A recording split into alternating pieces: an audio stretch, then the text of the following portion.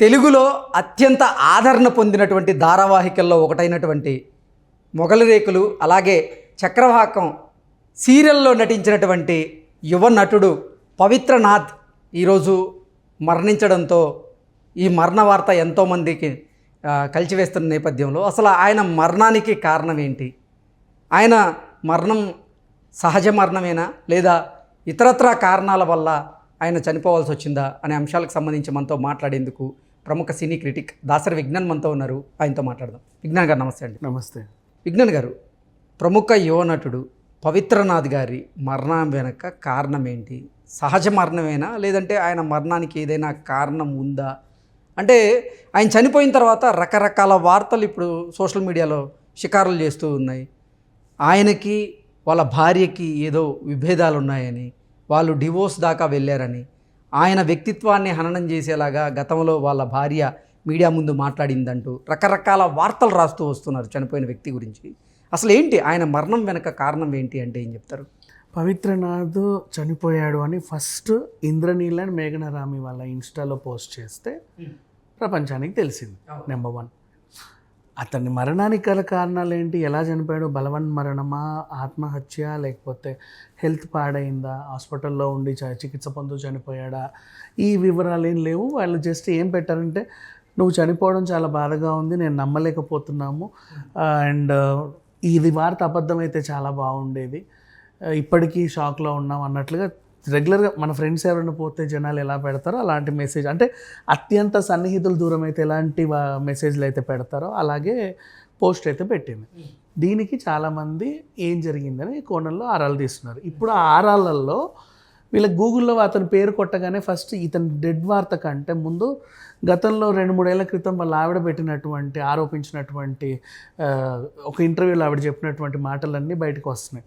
ఆవిడ ఏం చెప్పింది అంటే, పెళ్ళైన 2 ఏళ్ళు బాగానే ఉన్నాడు, నాకు ఎప్పుడైతే ప్రెగ్నెన్సీ అయిందో ఆ తర్వాత నన్ను అసహించుకోవడం మొదలుపెట్టాడు, నాతో ఏం సరిగా మాట్లాడేవాళ్ళు కాదు, గట్టిగా అడిగితే కొట్టేవాడు, అండ్ పిల్లలు పెద్దోళ్ళు అయిపోతున్నారు, 8 years వచ్చినా కూడా నన్ను ఇంకా అలాగే చూస్తున్నారు, నన్ను ఇంట్లో చీడపురుగులా చూస్తాడు, ఏ షూటింగ్కి వెళ్తున్నావు ఏంటి అనేది ఏమీ చెప్పడు, రోజు తాగొచ్చి నన్ను కొట్టేవాడు.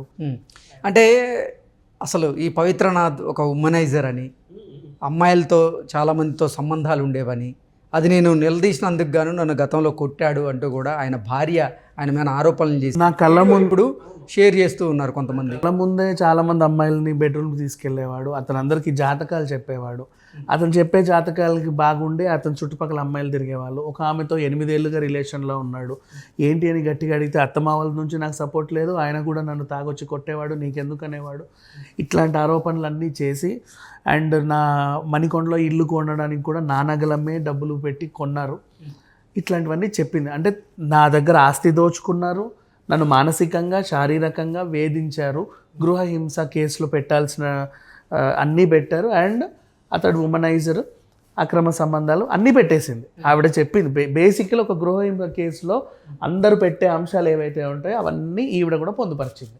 వాటికి ఒక రీజన్ కూడా చెప్పింది, అతను ఇట్లాంటి వాడు అట్లాంటి వాడు, వదిలేద్దాం, అది గతం. అండ్ చాలామంది ఇంటర్వ్యూలు చేశారు, ఎంతవరకు నిజం ఎంతవరకు అబద్ధం అని కూడా ఆరాలు తీశారు. ఓకే, అప్పటి వరకు పెద్ద పెద్ద ఛానల్స్ అన్నీ కవర్ చేసి ఇతను ఇది అని చెప్పి అతని కెరీర్ డ్యామేజ్ అయితే అయ్యింది. మొగల్ రేకులు సీరియల్లో, మొగల్ రేకులు అనే సీరియల్ స్టార్ట్ అయినప్పుడు ఎద్దనపూడి సులోచన రాణి గారి నవల ఆధారితంగా మూల కథను ఎంచుకొని బిందు నాయుడు గారు, మంజుల నాయుడు గారు దాన్ని డెవలప్ చేసుకుంటూ కథను అల్లుకొని కొన్ని ఎపిసోడ్స్ తీస్తే అది బాగా హిట్ అయింది. శ్రీకాంత్ ఎంటర్టైన్మెంట్స్, సుధాకర్ పల్లమాల ప్రొడ్యూసర్, బాగా హిట్ అయ్యేసరికి దాంట్లో వీళ్ళ కథలో పేర్లు ఎలా పెట్టుకున్నారంటే సత్య, ధర్మ, శాంతి, దయ, ఈ పేర్లు కూడా బాగా హిట్ అయ్యాయి. ఇట్లా మంచిగా డెవలప్ అయినటువంటి ఒక కథని నడిపిస్తా వచ్చారు. తర్వాత కీర్తన క్యారెక్టర్ ఎంటర్ అయ్యి అందరికీ సింపతి వచ్చింది. నెక్స్ట్ వీళ్ళందరూ ఎప్పుడైతే దయ సీరియల్లోనే దయ చనిపోతాడు, అందరికి ఇంకా సింపతి, అరే దయ చనిపోయాడు అని. ఇప్పుడు నిజంగా లేడు, యాక్చువల్గా ఆ సందర్భం కూడా చెప్పాల్సి వచ్చింది. నెక్స్ట్ తర్వాత ఆర్కే నాయుడు అనే ఆయన ఎంట్రీ ఇచ్చాడు, సాగర్, ఆయన ఇప్పుడు పెద్ద హీరో అయ్యాడు. అందులో నటులందరూ కూడా మంచి మంచి స్థాయిలో ఉన్నారు. ఆ తర్వాత కొన్నాళ్ళు ఈయన సీరియల్స్కి దూరం అయిపోయి ఇప్పుడు ఈ మధ్యకాలంలో కొన్ని సీరియల్స్ చేస్తున్నాడు. మధ్యలో హెల్త్ కూడా ఇష్యూ ఉంది బాగా, అని కొంచెం మద్యానికి బానిస అయ్యి కరోనా తర్వాత కొంచెం హెల్త్ ఇష్యూస్ కూడా ఇబ్బంది పడ్డాడు. ఇవన్నీ కానీ డాక్టర్స్ నుంచి కానీ ఎలాంటి సమాచారం అయితే ప్రజెంట్ అయితే లేదు. అంటే అనారోగ్య కారణం చేత మరణించుండొచ్చా, లేదంటే సహజ మరణమా, హార్ట్ అటాకా, లేకపోతే ఇతరత్ర కారణాలు ఏమన్నా ఉన్నాయా అనేది అసలు ఎవరికీ తెలియని నేపథ్యంలో ఒక్కొక్కరు కూడా ఒక్కొక్క వార్తని వడ్డించేటువంటి ప్రయత్నం అయితే చేస్తూ ఉన్నారు. సో యాక్చువల్గా ఇప్పుడు గతంలో వాళ్ళ ఆవిడ పెట్టినటువంటి ఈ ఆరోపణలన్నీ ఏవైతే ఉన్నాయో దాని ఆధారితంగా తీసుకొని చాలామంది ఏమంటున్నారు, వాళ్ళే చంపేశారేమో అని ఒక కోణం. నెంబర్ 2, అదే ఇన్ని కుటుంబ కలహాలు ఉన్నాయి, పైగా అవకాశాలు కూడా లేవు, ఇండస్ట్రీలో బ్యాడ్ అయిపోయాడు, అండ్ తాగుడికి బానిస అయ్యాడు, డబ్బులు లేవు, ఫ్యామిలీని చూసుకోలేని పొజిషన్లో ఉన్నాడు, పైగా ఇన్కమ్ కూడా చాలా డల్ ఉండేసరికి ఆ ఉచ్చ స్థితిని చూసి ఆ నీచ స్థితిని అనుభవించలేక బలవన్మరణం పొందాడని ఒక వార్త.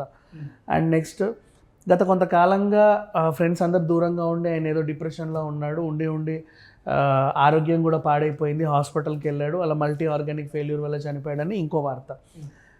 అండ్ అంటే గూగుల్లో అతని గురించి కొడితే ఇన్ని అన్నీ వస్తున్నాయి ఇప్పుడు చాలామందికి. ఏది నమ్మాలి ఏది నమ్మొద్దు అనేది అంటే ఏ ఇంద్రనీల్ మేఘనరామి ఈ పోస్ట్ అయితే పెట్టారు, నిజంగా వాళ్ళు బాధపడే పెట్టారులే, కానీ చిన్న కారణం రాస్తుంటే బాగుండేది సంథింగ్ అని చెప్పేసి, అంటే మిగతా వాళ్ళకి కూడా ఒక క్లారిటీ అనేది వస్తుంది. ఇప్పుడు ఇప్పటి వరకు కూడా వాళ్ళ ఇన్స్టాలో పెట్టినటువంటి పోస్ట్ ఆధారితంగానే న్యూస్ వైరల్ అవుతుంది, కానీ ఎవరు కూడా వాళ్ళ ఇంటికి వెళ్ళిన దాఖలాలు అయితే చేయలే, అతని బాడీ కూడా బయటికి ఎవరు చూపిలా తీలా మరి ఇప్పటి వరకు. ఇప్పుడు మనం చేస్తే అటువంటి న్యూస్ ఈ టైం వరకు, అండ్ నెక్స్ట్ ఏమైనా తెలిస్తే అవకాశాలు అయితే ఉన్నాయి. అసలు పవిత్రనాథ్ మీద వాళ్ళ భార్య చేసిన ఆరోపణల్లో నిజముందా? ఆయన వ్యక్తిత్వం ఎలా ఉండేది ఇండస్ట్రీలో? అంటే బేసికల్లీ ఇండస్ట్రీలో తన వ్యక్తిత్వం అయితే బాగానే ఉండేది చాలామందికి. అతని కోస్టార్స్ కానీ అతనితో పనిచేసిన వాళ్ళు ఇప్పుడు మొగల్ రేకులు లాంటి పెద్ద సీరియల్ అంతమంది ఆర్టిస్టులతో ఈయన అన్నిళ్ళు పనిచేశాడు అంటే అప్పటి నుంచి ఇంద్రనీల్ ఇప్పటికీ ఫ్రెండే కదా. అప్పటి నుంచి ఇప్పటి కనీసం 10-15 ఏళ్ళు అయింది. ఇప్పటికీ వాళ్ళ ఇంత అత్యంత సన్నిహితుడిని మిస్ అవుతున్నాము అని అనుకుంటున్నా అంటే 15 ఏళ్ళ నుంచి వీళ్ళు. ఇప్పుడు ఇంద్రనీల్ అండ్ మేఘనరామి అన్ని డ్యాన్స్ షోలోనూ వచ్చారు, అన్ని రియాలిటీ షోలో పార్టిసిపేట్ చేస్తున్నారు, అందరికీ బాగా తెలుసు, సుపరిచితులు ఇండస్ట్రీలో, అంటే ఆల్మోస్ట్ అందరికీ పరిచయమే. అట్లాంటిది అన్నేళ్ళ నుంచి అతనితో ఫ్రెండ్షిప్ ఇంత క్లోజ్గా మెయింటైన్ చేస్తుంటే అతను మంచోడనే అర్థం, దానిలో ఇంకేమన్నా ఉండదు. అండ్ పర్సనల్గా నేను చూసినంత వరకు కూడా హీఈస్ వెరీ గుడ్ గై. అంటే ఈ మొగల్ రేకుల షూట్ కూడా ఎక్కడో మారుమూల ప్రాంతాల్లో ఏదో ఫామ్ హౌస్లో అయ్యేది, ఎక్కడో అక్కడ చాలా దూరం అది. బేసికల్లీ అక్కడ చేసేవాళ్ళు, చిన్న లో బడ్జెట్లో తీసేవాళ్ళు సీరియల్, ఒకరోజు 10-20 ఎపిసోడ్లు కొట్టేసి బాగా టెలికాస్ట్ చేసేవాళ్ళు. అండ్ ఆ యూనిట్లో చూసిన బిందు నాయుడు గారు కానీ మంజుల నాయుడు గారు కానీ ఆ యూనిట్లో ఉండే చాలామంది ఆర్టిస్టులు కానీ ఇతనితో ప్రాబ్లం అని ఎప్పుడూ చెప్పాలా, ఎవరూ చెప్పాలా. చాలా డీసెంట్గా వస్తాడు, తన పనేదో తను చేసుకుంటాడు, అందరితో జోవియల్గా మాట్లాడతాడు, హ్యాపీగా వెళ్ళిపోతాడు. ఇంతవరకే తన పర్సనల్ లైఫ్ అందరికీ తెలుసు. అండ్ ఇతనిలో కోపిష్టి గుణం ఎప్పుడూ చూడలేదు, ఎదుటి వారిని తిట్టడం ఎవరూ చూడలేదు, వాళ్ళ అసిస్టెంట్ని కొట్టి తిట్టిన దాఖలాలు కూడా లేవు. ఎరా బాటిల్ తెమ్మంటే ఎంతసేపు, ఇట్లాంటివి కూడా ఉండవు. చాలా ఫ్రెండ్లీ నేచర్.